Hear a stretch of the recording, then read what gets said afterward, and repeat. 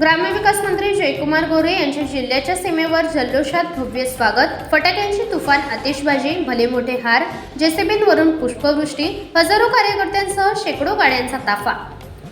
फटाक्यांच्या तुफान आतिषबाजीत आणि जय होच्या घोषात ग्रामविकास मंत्री जयकुमार गोरे यांच्या जिल्ह्याच्या सीमेवर विविध मान्यवरांसह भाजप पदाधिकारी आणि कार्यकर्त्यांनी भव्य स्वागत केले. या प्रसंगी शेकडो गाड्यांच्या ताफ्यासह हजारो कार्यकर्त्यांची उपस्थिती होती. विधानसभेच्या 3 टर्म पूर्ण करून या विधानसभा निवडणुकीमध्ये विजयी चौकार लगावणाऱ्या आमदार जयकुमार गोरे यांना मंत्रिपद मिळणार याची बऱ्याच जणांना शाश्वती होती. त्याला कारणही तसेच होते. माणखटावसारख्या दुष्काळी भागाचा दुष्काळी हा कलंक पुसून हा भाग सुजलाम सुफलाम करण्याचे शिवधनुष्य आमदार जयकुमार गोरे यांनी लिल्या पेलले. त्यांनी विविध योजनांद्वारे या दुष्काळी पट्ट्यात पाणी आणून जेथे केवळ कुसळी उगवत होती त्या भागात शेतकरी ऊसाची लागवड करायला लागले. विरोधकांच्या विरोधाला न जुमानता त्यांनी आपले विकासाचे काम नेटाने सुरूच ठेवले. त्यामुळे मतदारसंघातील मतदारांकडून जलनायक हे बिरुद त्यांनी मिळवले. दिनांक 15 डिसेंबर रोजी आमदार जयकुमार गोरे यांनी कॅबिनेट मंत्रिपदाची शपथ 23व्या क्रमांकावर घेतली. मात्र त्यांना कोणते खाते मिळणार याबाबत बरेच तर्कवितर्क लढवले जात होते. शेवटी त्यांनी माणखटावमध्ये केलेल्या कामाची पोचपावती म्हणून भाजपचे मुख्यमंत्री देवेंद्र फडणवीस यांनी त्यांना ग्रामविकास आणि पंचायत राज मंत्रालयाची जबाबदारी सोपवली आहे. ग्रामविकास मंत्रिपदाची माळ गळ्यात पडल्यानंतर आज दिनांक 23 रोजी सातारा जिल्ह्याच्या सीमेवर ग्रामविकास मंत्री जयकुमार गोरे यांचे भव्य दिव्य स्वागत करण्यात आले. सुवासिनींनी औक्षण करून त्यांचे स्वागत केले. दरम्यान आमदार मनोज घोरपडे, आमदार सचिन पाटील, माजी खासदार रणजितसिंह नाईक निंबाळकर, जिल्हाधिकारी जितेंद्र डुडी यांनी त्यांचे स्वागत केले. यावेळी भारतीय जनता पक्षाचे जिल्हाध्यक्ष धैर्यशील कदम, माजी आमदार दिलीप येळगावकर यांची उपस्थिती होती. त्यानंतर मात्र तरुणाईच्या गळ्यातील ताईत असलेल्या मंत्री गोरे यांचे तेथेच भल्या मोठ्या क्रेनने उचललेल्या 20-20 फुटी हारांनी तसेच फटाक्यांच्या तुफान आतिषबाजीत तसेच जयहोच्या घोषात स्वागत करण्यात आले. हजारो पदाधिकारी, कार्यकर्ते आणि शेकडो गाड्यांचा ताफा असलेल्या या ताफ्याने जाणाऱ्या येणाऱ्या सर्वच वाहनधारक प्रवाशांचे लक्ष वेधून घेतले होते. सारोळा पुलावरून ग्रामविकास मंत्री जयकुमार गोरे यांची विजयी मिरवणूक साताऱ्याच्या दिशेने निघाली. मात्र मंत्री गोरे यांनी नायगाव येथे जात सावित्रीबाई फुले यांच्या स्मृतीस्थळास अभिवादन केले. यानंतर शिरवळ, खंडाळा, भोईज, पाचवड, वाडेफाटा या ठिकाणी त्यांचे अतिशय उत्साहात स्वागत करण्यात आले. प्रत्येक ठिकाणी क्रेनच्या सहाय्याने घातलेले अजस्त्र हार, जेसीबींमधून पुष्पवृष्टी, फटाक्यांची मोठ्या प्रमाणात आतिषबाजी अशा या स्वागतामुळे मंत्री गोरे हे भारावून गेले. सातारा शहरात पोहोचताच भारतीय जनता पक्षाच्या वतीने त्यांचे जल्लोषात स्वागत करण्यात आले. त्यानंतर खास तयार केलेल्या रथामधून त्यांची भूविकास बँकेकडून पोवई नाका शिवतीर्थावर मिरवणूक काढण्यात आली. या ठिकाणी मंत्री गोरे यांच्यासह अन्य मान्यवरांकडून छत्रपती शिवाजी महाराजांच्या पुतळ्याला अभिवादन करण्यात आले. यानंतर हा ताफा दहिवडीकडे रवाना झाला.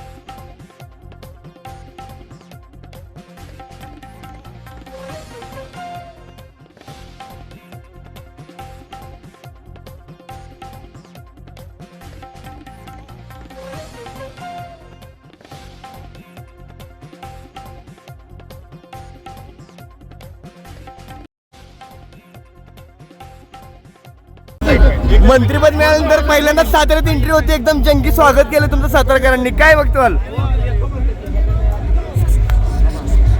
सातारकरांना, सातारा जिल्ह्याच्या जनतेला मनापासून धन्यवाद.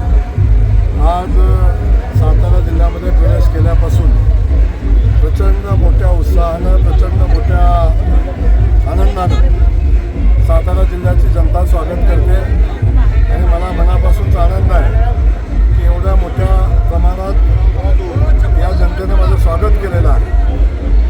भारतीय जनता पक्षानं जी जबाबदारी आदरणीय देवेंद्र फडणवीस साहेबांनी जी जबाबदारी माझ्यावर टाकलेली आहे ती जबाबदारी ताकदीनं पूर्ण करण्यासाठी या जनतेचं प्रेम पाहिल्यावर एक ताकद, एक शक्ती मिळते. ती शक्ती आज साताऱ्यामध्ये आल्यानंतर, खास करून महाराजांचं दर्शन घेतल्यानंतर ती ताकद माझ्यामध्ये नक्की उपलब्ध होईल अशा पद्धतीच्या भावना या निमित्तानं होतात. आणि मी मनापासून सातारच्या जनतेला, भारतीय जनता पक्षाला, आदरणीय देवेंद्र फडणवीस साहेबांना, माझ्या मान गटावच्या जनतेला आणि साताऱ्याच्या जनतेला मनापासून धन्यवाद करतो. आज ग्रामविकास कॅबिनेट मंत्रीपद भेटलंय. ग्रामीण भागासाठी अशी काही नवीन पद्धतीने योजना राबवणार आहेत किंवा काही डोक्यात प्लॅन घेतलेत का आता? पुढचं विजन काय असेल? मला या मंत्रिपदाची जबाबदारी भेटून 24 तास झालेली आहे. विजन पण ठरवू, उद्दिष्ट पण ठरवू. कारण कायम आदरणीय देवेंद्र फडणवीस साहेबांच्या सोबत काम करत असताना एक विजन, उद्दिष्ट आणि काम करायची प्रचंड प्रेरणा आम्हाला सगळ्यांना मिळते. आणि त्याच प्रेरणेनं जो हा महाराष्ट्र आदरणीय देवेंद्र फडणवीस साहेबांनी पुढं घेऊन जायचं ठरवले आणि साहेबांनी सांगितलेलं आहे की आता महाराष्ट्र थांबणार नाही, किंवा महाराष्ट्र आता ग्रामीण भागात थांबणार नाही, महाराष्ट्र शहरी भागात थांबणार नाही, आणि या महाराष्ट्रामध्ये दुष्काळ थांबणार नाही.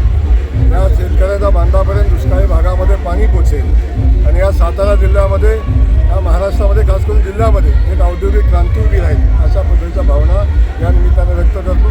आणि जी जबाबदारी दिलेली आहे गावच्या खेड्याच्या विकासाची, ती जबाबदारी समर्थपणे पार पाडतो. आज तुम्ही सावित्रीबाई फुलेंच्या स्मारकाला भेट दिली, अभिवादन केलं.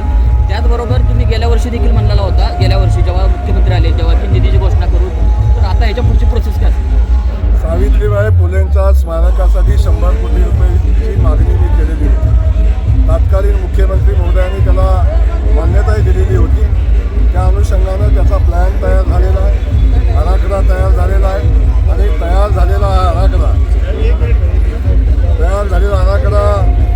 जो आहे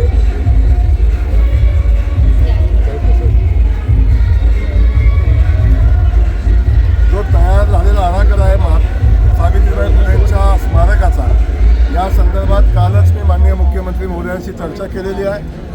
3 तारखेला माननीय देवेंद्र फडणवीस साहेब नायगावला पुन्हा येत आहेत आणि त्यावेळी आत्ता जो मंत्रिमंडळाची बैठक होईल त्या मंत्रिमंडळाच्या बैठकीमध्ये निश्चितपणे सावित्रीबाईंच्या स्मारकासाठी 100 कोटी रुपये देण्याचा प्रस्ताव मुख्यमंत्र्यांनी आणा अशा पद्धतीची विनंती माझी असेल.